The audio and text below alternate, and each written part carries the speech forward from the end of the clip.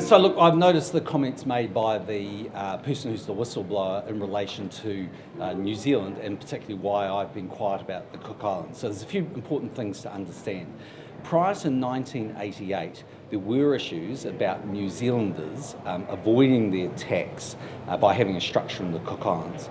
In 1988, that all closed down, and subsequent to then there'd been no issues, because that was why we changed the way we tax a trust in New Zealand, or a foreign trust, by using the set law. So that well and truly predates me, has nothing to do with me. Secondly, the whistleblowers got confused about my responsibilities. I have no responsibilities for the tax jurisdiction of the Cook Islands. New Zealand has responsibilities for foreign policy and defence of the Cook Islands, but not for tax. I have as much responsibility for tax in the Cook Islands as I do for tax in Russia. The third point is that New Zealand actually does try and support the Cook Islands in improving its tax and the way it operates the system. It has its own double tax agreements, its own tax information sharing agreements, and over the years post-1988, New Zealand's been working with the Cook Islands to make sure they've got a better structure and that they're operating in a way with much greater transparency. So in so much that New Zealand gets involved at all, it's through our officials basically trying to provide support for them and encouraging them to have best practice.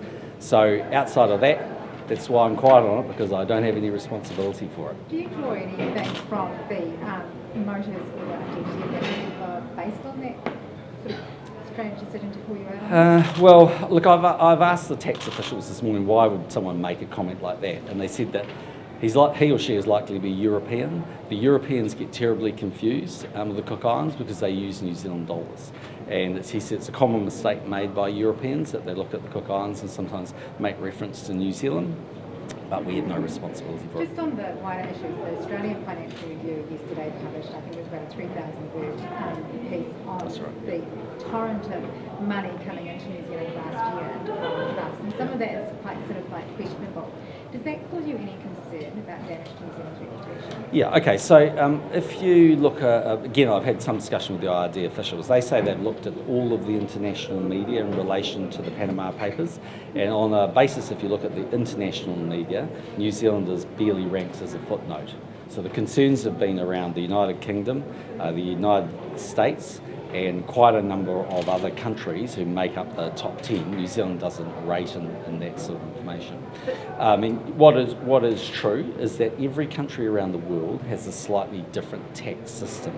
And so whether it's a multinational potentially looking to get the best tax position, or a foreign trust, or a look-through company, or various other things, there is potentially the mismatch between those systems to look to deal with that information. So New Zealand's unique in so much that its tax rules are a bit unique to New Zealand, but that's like saying Australia is unique or the UK is unique. They're all a little bit different. But what New Zealand is doing is it's working with the OECD and all of the other countries to look at those mismatches to see whether there's the potential for us to close those things down, because we want to close those down because we want multinationals paying what we think is their fair share of tax, and we think in some cases they are potentially not. Not that what they're doing is unlawful, but because of this mismatch they have that capacity. But we can't do that on our own.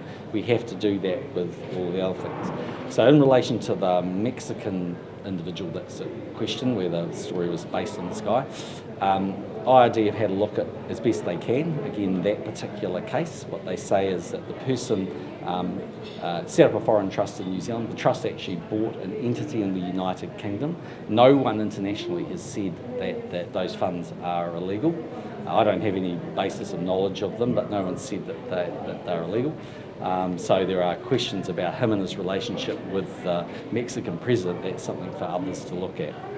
So then you've got to have a look at, overall in terms of what we are doing. So we have been looking both at strengthening our disclosure rules. So again, we're in the process actually predating the Panama Papers, moving towards more automatic and fuller disclosure and with other jurisdictions outside of Australia, because we already do that with Australia.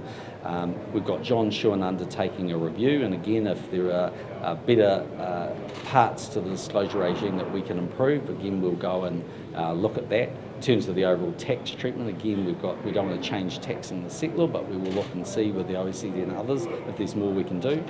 And finally, in relation to the release of the information, IRD say that they've seen this kind of information before. It's very complicated, but what they will do is set up a small team to look at the individual cases that, if any are identified, they'll go through, and if people haven't paid their fair share of tax and they've unlawfully avoided paying tax in New Zealand, then they'll be subject to the full front of the law like anybody else that undertakes tax evasion.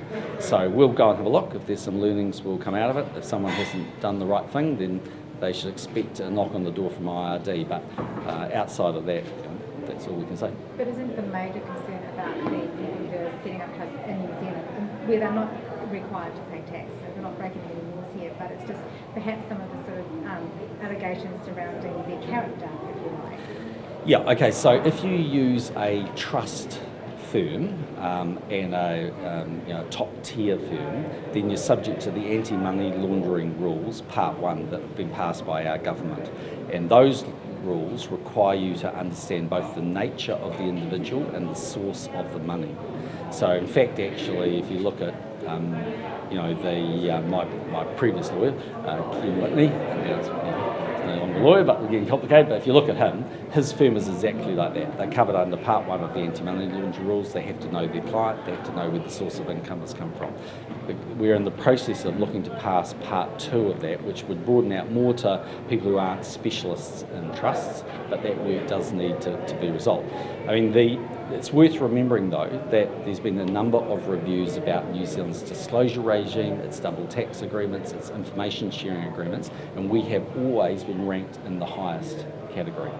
So no one has raised issues that New Zealand has been anything other than a full and high level of disclosure. We just have a different way of taxing the settlor compared to some other countries, and that was because of what happened in pre-1988, where people could actually register a trust offshore and not pay their rightful amount of tax. So what we wanted to do was tax New Zealanders on their worldwide income. That's why we changed the rules back in 1988. And is he not your lawyer anymore? Well, it's just he's technically not a lawyer, but he provides the same services to me as he used to before. In the IRD email to Mr Macleay when he was Revenue Minister, there's reference there to the fact that there could be a number of trusts which have set themselves up so they can't not register to defeat their statutory obligations, is the wording that's used. Yep. Now that number could, if you look at the various figures that have been tossed around, be as high as 12,000.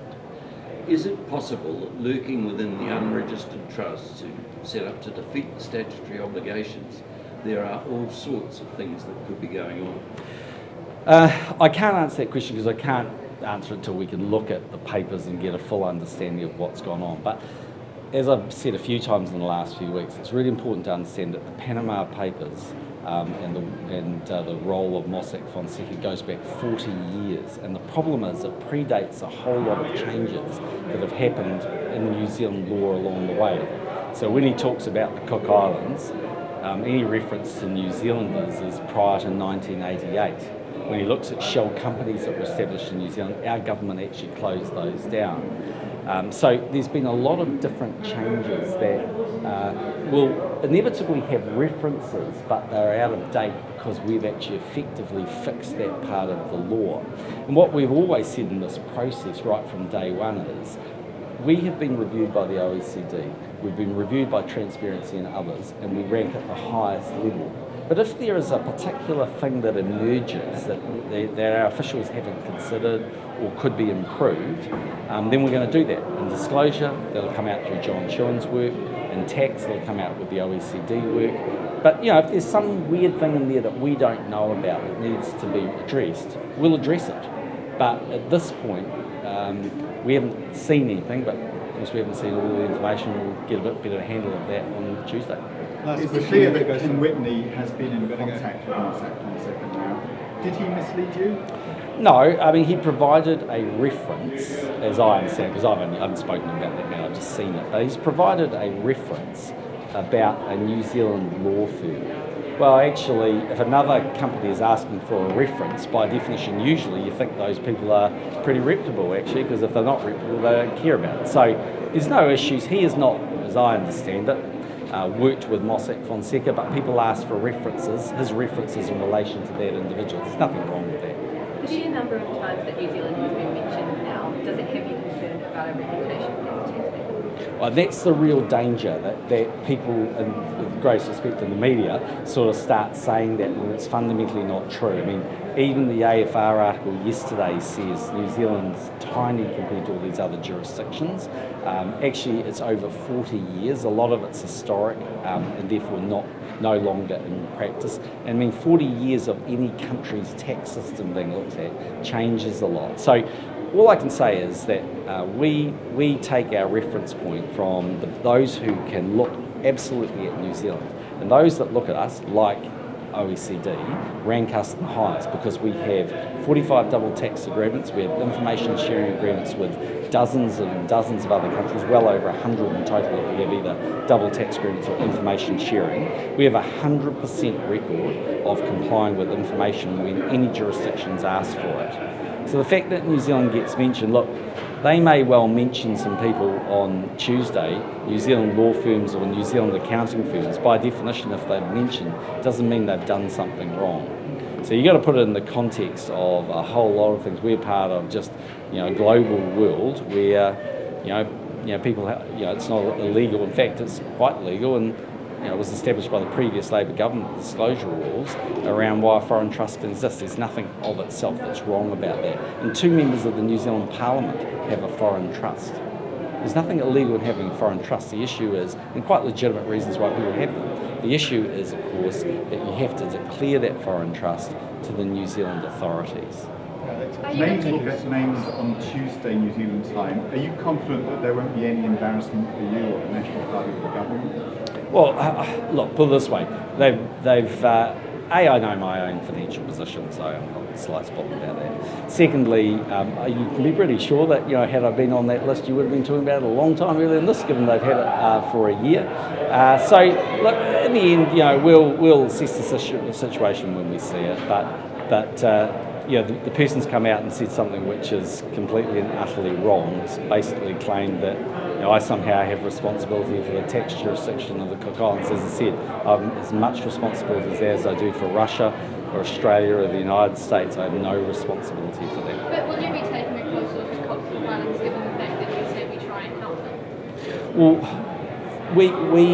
we provide support to them to encourage them to have the best tax practice, and we do that in lots of ways.